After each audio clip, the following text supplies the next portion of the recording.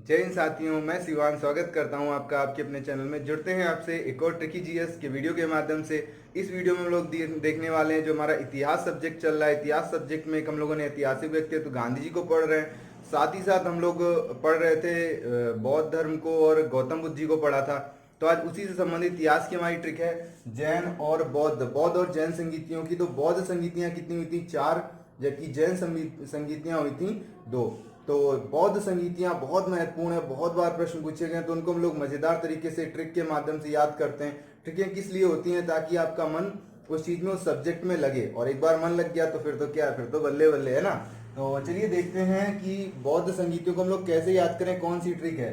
तो बौद्ध संगीति को याद रखने के लिए माने कि बौद्ध जी के, गौतम बुद्ध जो थे उनके 4 लड़के थे। उनके 4 लड़के थे और वो जो थे वो अलग अलग व्यवसाय में थे। जो सबसे पहला लड़का था वो किस में था? आर्मी में था, है ना। तो पहला जो था वो आर्मी में था। दूसरा जो लड़का था वो केंद्रीय विद्यालय में टीचर था, तो केवीएस में टीचर था। केंद्रीय विद्यालय संगठन है आपका, केवीएस में टीचर था। तीसरा जो लड़का था वो क्या है, कुछ नहीं कर पाया, तो वो आम आदमी पार्टी उसने बना ली और भर्ती हो गया केजरीवाल जी के साथ में, ना। तो तीसरा जो था वो आम आदमी पार्टी में था, एपीएम में था। और जो चौथा था वो कुछ नहीं था भाई, वो ऐसे ही वैसे घुमा करता था और उसको सब लोग कक्का कक्का कहते थे। तो जो चौथा था उसको क्या कहते थे? कक्का कक्का कहते थे, और वो वैसे ही घुमा करता था। तो ये 4 लड़के थे गौतम बुद्ध के, मतलब ये 4 संगीतियां हुई बौद्ध धर्म से संबंधित। आर्मी पहला, दूसरा केवीएस में टीचर, तीसरा आम आदमी पार्टी में, और चौथा कुछ नहीं, उसको कक्का कक्का कहते थे। तो ये जो पहले 3 वर्ड हैं आपके, पहला जो लेटर है वो शो करेगा राजा को, दूसरा जो लेटर है वो शो करेगा स्थान को, और तीसरा जो लेटर है वो शो करेगा आपका किसको? जो उसके अध्यक्ष रहे। तो चलिए देखते हैं। सबसे पहला जो, इनके समय थोड़ा सा याद कर लेते हैं अच्छे से। तो सबसे पहली संगीति हुई है 483 में, 483 बीसी में। दूसरी जो संगीति हुई है 383 में, उसके 100 साल बाद। तो 483 फिर 383 बीसी की डेट से घटेंगी। फिर जो तीसरी संधि हुई है, वैसे तो वो 283 में होनी चाहिए थी, लेकिन उसको पूरे पूरे में कर दिया कब? 250 में। तो 250 में तीसरी संगीति हुई है। 483, 383, 250। और जो चौथी संगीति हुई है वो कब हुई है? 72 एडी में। तो ये थोड़ा सा अलग हो जाएंगी, 250 और 72। 483, 383, कोई कंफ्यूजन नहीं। उसके बाद 283 की जगह 250, और उसके बाद में आपका 183 हटा दिया, सीधे कहाँ आ गए? 72 पे आ गए। तो 72 एडी में आपकी चौथी संगीत। अब क्लियर करते हैं इनके नामों को। तो सबसे पहले था आपका जो लड़का था वो आर्मी में था, तो ARM, मतलब जो शासक है उसका नाम ए से क्या है? अजात शत्रु। तो अजात शत्रु क्या था? आपका शासक था। फिर जो जगह का नाम था वो आर से, तो आर से जगह का नाम क्या है आपका? राजगृह। तो अजात शत्रु के समय में पहली संगीति हुई 483 बीसी में, कहां पर हुई? राजगृह में। और इसका अध्यक्ष कौन बनाया गया? वो बनाया गया एम से महाकश्यप। याद हो गया ना। तो मजेदार तरीके से आर्मी में था, अजात शत्रु, राजगृह, महाकश्यप। याद, कभी भी आप खाली लेटे हो, इन ट्रिकों को याद करें, उनको निकाल लें, तो आपको क्या चीजें बहुत अच्छे से याद हो जाएंगी। सेकंड क्लियर करते हैं। दूसरा जो लड़का था वो केवीएस में टीचर था। तो के से आपका शासक का नाम कालाशोक, तो कालाशोक शासक था। जगह किस स्थान पर हुई? तो वी से वैशाली में। तो वैशाली में हुई आपकी संधि, संगीत, सॉरी संधि निकल रहा है। और तीसरा जो इसका क्या है आपका? अध्यक्ष। तो इसके अध्यक्ष कौन थे? सवाकामी। और ये दूसरी संगीति महत्वपूर्ण हो जाती है, क्यों? पहली तो महत्वपूर्ण है, पहली बार हुई। दूसरी क्यों महत्वपूर्ण है? क्योंकि इसमें आपका जो बौद्ध धर्म है वो डिवाइडेशन हो गया। किसमें डिवाइड हो गया? 2 संप्रदायों में, स्थाविर और महासंगीत में। तो डिवाइडेशन हुआ, कुछ मतभेद हुए, और आपके डिवाइडेशन हो गए, स्थाविर और महासंगीत। तो ये याद रखिएगा, पहला डिवाइडेशन कब हुआ? दूसरी संगीत में, और दूसरा डिवाइडेशन कब हुआ? चौथी संगीत में। अभी आएगा आगे। तीसरा जो लड़का था उनका वो आम आदमी पार्टी में था, एपीएम में था। तो ये बहुत ही महत्वपूर्ण है, क्योंकि भैया ये बहुत महत्वपूर्ण शासक के टाइम में हुई है। कौन शासक था वो? तो ए से आप कंफ्यूज मत होइएगा, ये अजात शत्रु है। और ए से ये कौन है आपके? अशोक जी है। तो अशोक जी को आप अच्छे से जानते हैं। तो अशोक के समय में आपकी तीसरी संगीति हुई है, कहां पर हुई है? पी से पटना। तो पी से पटना मतलब पाटलिपुत्र में, तो पाटलिपुत्र या पटना में हुई है। और इसके जो अध्यक्ष थे वो एम से, तो ये एम से थे आपके महाकश्यप, और ये एम से कौन है आपके?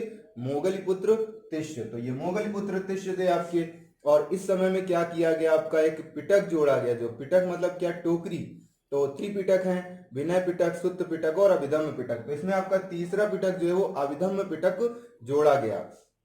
तो इससे भी महत्वपूर्ण हो जाती है अभिधम्म पिटक कब जोड़ा गया, तीसरी बौद्ध संगीति में, किसके समय में, अशोक के समय में, कहां पर हुई, तो पाटलिपुत्र में। अध्यक्ष कौन थे, मोगलपुत्र टिशु थे।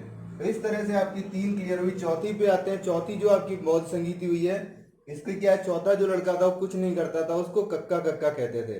तो के ए मतलब के से आपका क्या हो जाएगा, यहाँ पर आपका क्या था, के से कालाशोक, और यहाँ पर बहुत ही महान शासक है कौन, कनिष्क, शक संवत याद है ना। तो के से कनिष्क, तो कनिष्क के समय में आपकी हुई चौथी बौद्ध संगीति। कहाँ पर हुई, के से कुंडलवन। तो के से कुंडलवन में हुई आपकी कनिष्क के समय में चौथी बौद्ध संगीति। तो इसके अध्यक्ष कौन थे, तो ये आपके अध्यक्ष में भी थोड़ा सा आपका डिवाइडेशन रहा है ए से और बी से। तो अश्वघोष और वसुमित्र, तो जो कहा जाता है आपके जो वसुमित्र थे वो अध्यक्ष थे, और अश्वघोष जी जो क्या थे, उपाध्यक्ष थे। या थोड़ा सा हो सकता है कोई डिवाइडेशन ना हो, काफी पुरानी बात है ना। तो अश्वघोष और वसुमित्र, आपका कभी क्वेश्चन आता है तो कंफ्यूज मत होइएगा, आप आंसर टिक करें, कोई दिक्कत नहीं है। तो ये आपकी कनिष्क के समय में कुंडलवन में संगीति हुई, और इसमें आपका क्या हुआ, फिर से डिवाइडेशन हो गया बौद्ध धर्म का, किसमें, हीनयान और महायान में। तो 2 डिवाइडेशन हुए आपके। पहला डिवाइडेशन दूसरी संगीति में, स्थाविर और महासंगीत में, जबकि हीनयान और महायान में। तो ये आपकी बौद्ध संगीतियां हो गई। यदि कोई कंफ्यूजन होता है तो आप कमेंट करके बताइएगा दोस्तों, कोई प्रॉब्लम होती है ना, तो उसके लिए हम है ना डेली आपसे मिलते हैं।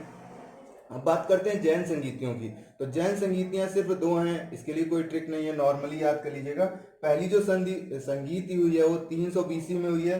तो 300 बीसी में कहां पर हुई है, पाटलिपुत्र में, जहां पे आपकी तीसरी संगीति हुई थी बौद्ध संगीति, वहीं पर आपकी जैन संगीत पहली हुई थी पाटलिपुत्र में। और इसके जो अध्यक्ष थे वो कौन थे, स्थूलभद्र थे। और यहाँ पर आपका डिवाइडेशन हो गया जैन धर्म का 2 भागों में। कौन कौन आपके, श्वेतांबर और दिगंबर। तो श्वेतांबर और दिगंबर किसके भाग हैं, जैन धर्म की, जबकि स्थाविर और महासंगीत किसके भाग हैं, बौद्ध धर्म के। ऐसे भी क्वेश्चन बनते रहते हैं, तो हर तरह के क्वेश्चन के लिए तैयार रहिए दोस्तों। दूसरी संगीति जो हुई आपकी 513 एडी में, कहां पर हुई, वल्लभी में। तो वल्लभी में हुई है, और इसके जो अध्यक्ष थे वो कौन थे, देवर्षि क्षमा श्रवण थे। तो इस तरह से आप क्या है, बहुत ही आसानी से जो बौद्ध और जैन संगीतियों को क्लियर कर सकते हैं दोस्तों। ये जो आपका कुछ हमारे दोस्त हैं, कुछ हमारे जो साथी प्रतियोगी साथी हैं, वो ये कहते हैं कि जो पूरा टॉपिक होता है थोड़ा सा प्रॉब्लम देता है, लीनियर क्वेश्चन बहुत इजली। देखिए लीनियर क्वेश्चन बहुत अच्छी चीज है, लेकिन टॉपिक भी हमें आना चाहिए, क्योंकि टॉपिक क्या करता है, हमारा किसी सब्जेक्ट में हमारा मन लगाता है, उस टॉपिक के बारे में पूरी जानकारी देता है। कभी कभी अब आजकल क्वेश्चन का मोड आप लोग देख रहे हैं ना, कितना परिवर्तन हो रहा है। जरा सी चीज को कैसे घुमा के पूछ देता है ना, कहां पर संगीति हुई ये तो आसान है कहां पर संगीति नहीं हुई, अब तो आपको पूरा ही आना चाहिए ना, ये तो लीनियर क्वेश्चन नहीं बनते हैं ना कभी ऐसे। तो इसीलिए बहुत जरूरी है पूरे पूरे टॉपिक पढ़ना। टॉपिक पूरे पढ़िए, कहीं से भी पढ़िए, कोई समस्या नहीं है, लेकिन यदि आप कंपटीशन के लिए जा रहे हैं तो आपको पूरे टॉपिक आने चाहिए। यदि पढ़ रखे हैं फिर आप लीनियर क्वेश्चन, और लीनियर क्वेश्चन तो खुद बना सकते हैं आप। आपने ये टॉपिक पढ़ा, अब इसमें से कितने भी लीनियर क्वेश्चन बना लो, 100, 50, 200, 300 है ना, जैसे चाहो वैसे बना लो। जितना सोचोगे दिमाग उतना तेज होगा। तो बिल्कुल दोस्तों अपना सहयोग बनाए रखिए। वीडियो अच्छा लगा तो लाइक कीजिए, कमेंट करके बताइए दोस्तों कैसे लग रहे हैं हमारे वीडियोस, और जुड़े रहिए, नियमित जुड़े रहिए, क्योंकि डेली वीडियोस हमारी तरफ से पोस्ट किए जाते हैं। आप भी डेली जुड़े रहिए।